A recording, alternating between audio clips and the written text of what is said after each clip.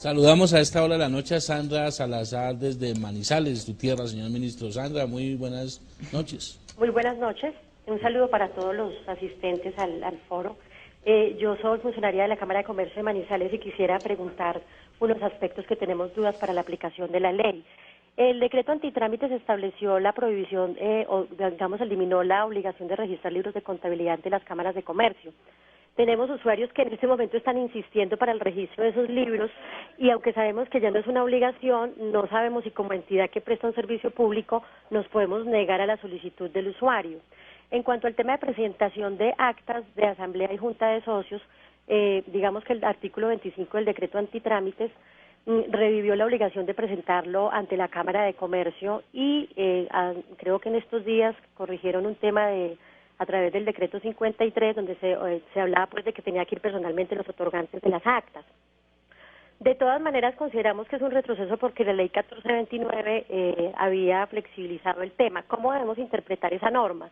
Y en el tema de autenticaciones, finalmente, queremos saber si ahí también le aplica a la Cámara la prohibición de solicitar documentos auténticos, a pesar de que el artículo 40 del Código de Comercio establece explícitamente la obligación de presentar documentos reconocidos ante notario presentados personalmente. O sea, el decreto antitrámites derogó el artículo 40 del Código de Comercio.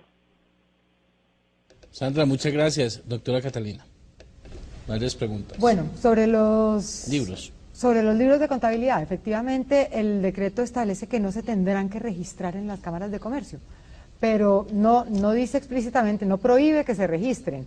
Yo diría que en aras de esta tendencia de simplificación y de facilitación, pues no deberían registrarse y el sector privado también debería buscar hacer esto mismo y no registrar y hacer trámites innecesarios. De hecho, esa fue una recomendación que nos hizo el Banco Mundial, que encontraba que en una muestra de 180 y pico países, solamente había 25 países que exigían el registro de libros de contabilidad. Entonces, pues es algo que la mayor parte de los países pueden vivir sin ello, nosotros también podremos vivir sin ello, y yo creo que tal vez es la fuerza de la costumbre, pero se podrá ir eliminando esta costumbre de registrar. Pero la Cámara pues no podría negarse porque no está prohibido en el decreto.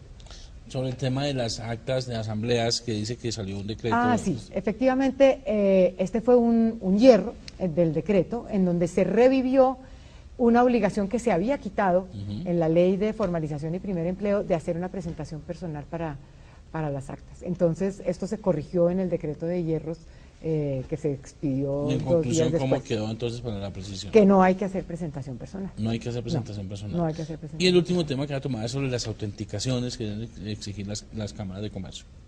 ¿Eran las autenticaciones para qué, la pregunta? Que si ellas tenían de exigir las cámaras de comercio, en la medida que prestan servicios al público de funciones administrativas, están sujetas a todo lo que establece el decreto, es decir, no pueden pedir autenticaciones. En temas que serían estrictamente entre particulares, podrían pero un ejemplo, doctora, podemos dar un ejemplo, doctora Catalina, sobre el tema de Cámara de Comercio, ¿en qué casos no debe definitivamente? En los casos, prácticamente todas las funciones que cumplen las cámaras de comercio son funciones administrativas, entonces no lo pueden exigir. Y por internet y por las redes nos ha llegado mucho un tema, doctora Catalina, sobre el registro único empresarial. ¿Esto a partir de cuándo va a entrar? Sí. Que era algo que tenía que ver con una pregunta que nos habían hecho anteriormente. Para facilitarle a las personas, a las sociedades y a los comerciantes que actualmente tienen que registrarse ante diferentes entidades, se va a unificar un registro único empresarial y social en las cámaras de comercio, en donde se registrarán las actividades de turismo, unas que anteriormente tenían registros en otras entidades. Ahora se concentrará todos estos registros en las cámaras de comercio, en el registro único empresarial y social. Este registro único empezará a operar desde marzo de este año.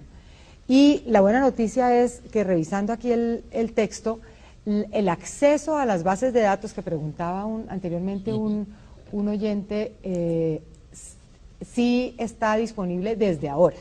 Lo que empieza a tener vigencia es este registro único empresarial desde marzo.